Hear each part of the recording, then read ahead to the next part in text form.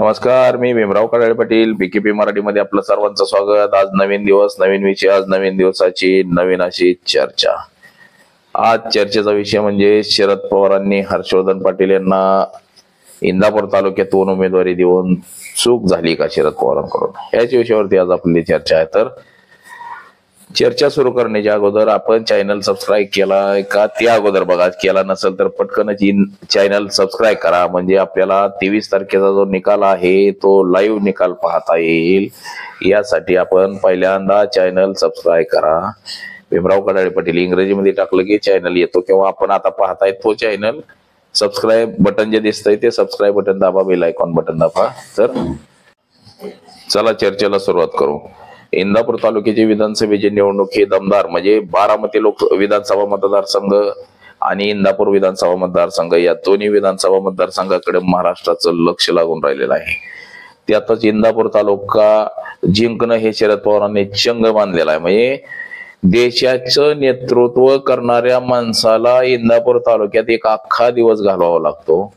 त्याचबरोबर रोज म्हणजे 2 दिवस सलग सभा घ्यावा लागतात, म्हणजे 3 दिवस इंदापूर तालुक्यामध्ये देशाचं नेतृत्व करणारे शरदचंद्र पवार साहेब यांना 3 दिवस घालवावे लागतात। तसंच जयंत पाटील, सुप्रिया सुळे अशा अनेक मान्यवरांची, म्हणजे उत्तम जानकर, अमोल कोल्हे असे बडे नेत्यांची फौज ही इंदापूरमध्ये उतरावी लागते।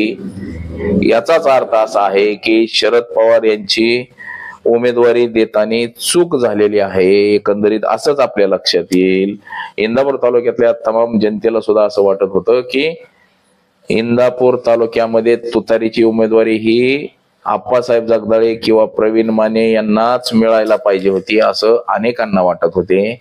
लोकसभा, बारामती लोकसभा मतदारसंघामध्ये येणारा हा इंदापूर तालुका हा महाराष्ट्राच्या लिस्टवरती आलेला आहे आणि या निवडणुकीमध्ये हर्षवर्धन पाटील यांचं भवितव्य देखील ठरणार आहे। हर्षवर्धन पाटील जर निवडून आले तर मंत्री होतील, कॅबिनेट मंत्री होतील, महत्वाचं त्यांच्याकडे पद जाईल।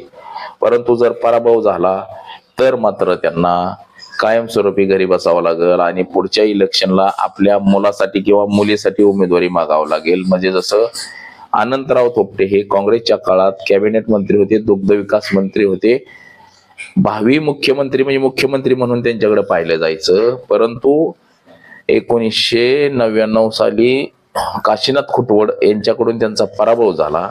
काशीनाथ खुटवड म्हणजे हे राष्ट्रवादी काँग्रेस पक्षाचेच होते, त्यांच्याकडून पराभव झाला, त्यानंतर त्यांना कायमचं घरी बसावं लागलं। तसंच अनेक उदाहरणं देता येतील आपल्याला, विदुरा नवले असतील, अशा अनेक ज्येष्ठ नेते, म्हणजे हर्षवर्धन पाटील यांना ज्येष्ठ नेता म्हणून घरी बसावं लागेल। जर हर्षवर्धन पाटील यांनी अपक्ष निवडणूक लढवली असती आणि भारतीय जनता पक्ष जर सोडलं नसतं तर मात्र हर्षवर्धन पाटील यांच्याकडे जे राष्ट्रीय सहकार साखर कारखान्याचं पद आहे ते कायमस्वरूपी राहिलं असतं। भारतीय जनता पक्षाचे जे कोर कमिटी किंवा काय जे महाराष्ट्र लेवलचं पद आहे ते कायम राहिलं असतं आणि येणाऱ्या काळामध्ये त्यांना विधान परिषदेवरती देखील घेतलं असतं, म्हणजे हर्षवर्धन पाटील यांचं वैयक्तिक राजकारण हे जिवंत राहिलं असतं। परंतु हर्षवर्धन पाटील यांनी तुतारी हाती घेतल्याने हर्षवर्धन पाटील यांच्यासाठी भारतीय जनता पक्षाची दारं बंद झालेली आहेत। त्यांना राष्ट्रीय साखर कारखान्याचं पद गेलं त्यांचं, किंवा विधान परिषद मिळाली असती ते देखील गेलेलं आहे सध्या।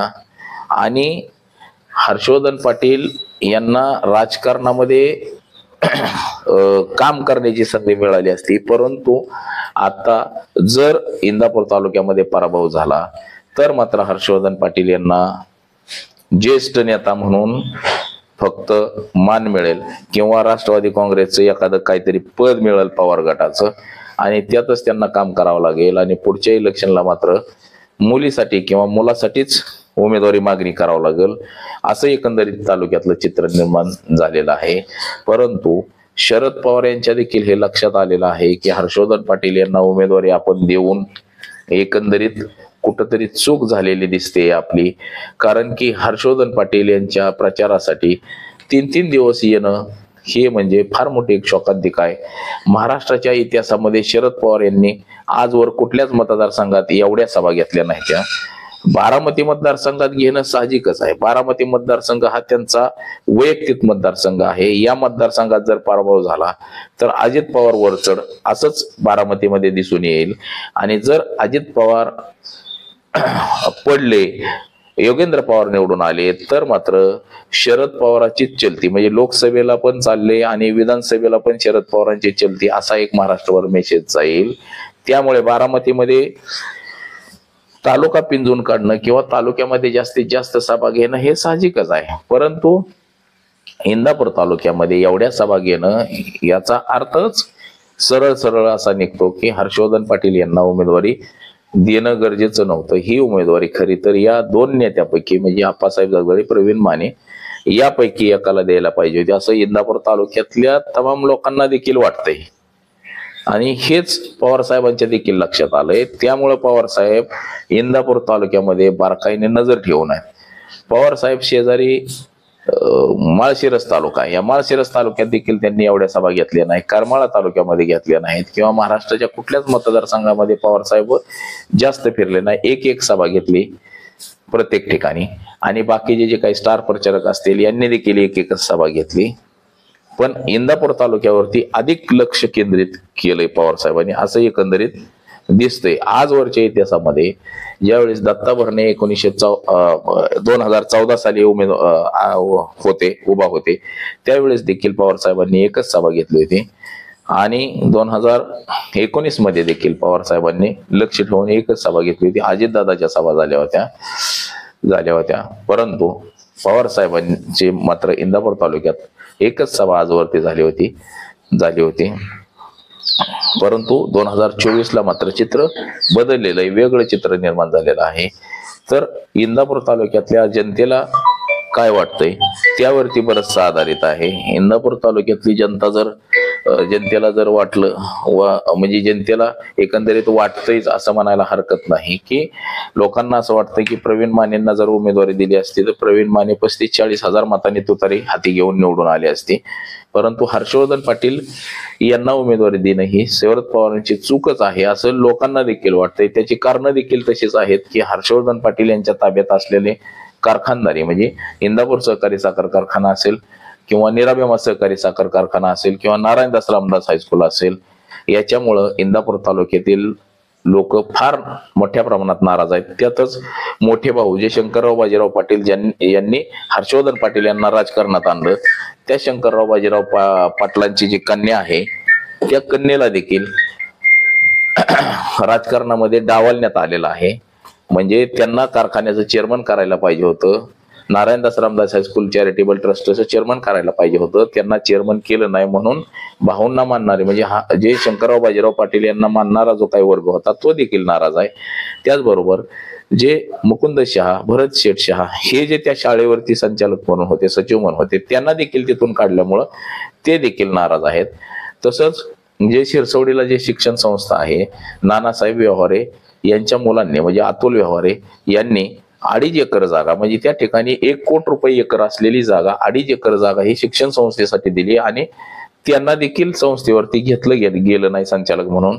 उलट शेजारच्याच म्हणजे पिंपरी खुर्द या ठिकाणच्या कुबेर पवार यांच्या चिरंजीवांना त्या शाळेवरती घेतलं गेलं. तसंच इंदापूर काँग्रेस कमिटी ही काँग्रेस पक्षाची इमारत आहे. आदरणीय शंकरराव भाऊ ज्यावेळेस फुटले त्यावेळेस त्यांनी त्याच्यावरती ताबा घातला नाही त्या इमारतीवरती, परंतु हर्षवर्धन पाटील यांनी तिथलं संचालक मंडळ बदलून ते स्वतःच्या मर्जीतलं संचालक मंडळ घेतलं आणि ती इमारत एका दिवसात उद्ध्वस्त करायची होती आणि नवीन इमारत बांधायची. म्हणजे असं हर्षवर्धन पाटील यांनी जे काय गोष्टी केलेल्या आहेत याच्यामुळं लोक नाराज आहेत. मोहोळकर कट्टर म्हणजे 50 वर्षापासून मोहोळकर आणि व्यवहारे कुटुंब हे शंकरराव भाऊंच्या पाठीशी होतं, तसंच हर्षवर्धन पाटील यांच्या पाठीशी होतं. त्याचबरोबर देवराव जाधव लिमगाव केतकी हे देखील त्यांच्या पाठीशी होते. शहा कुटुंब हे 52 पासून पाठीशी होतं.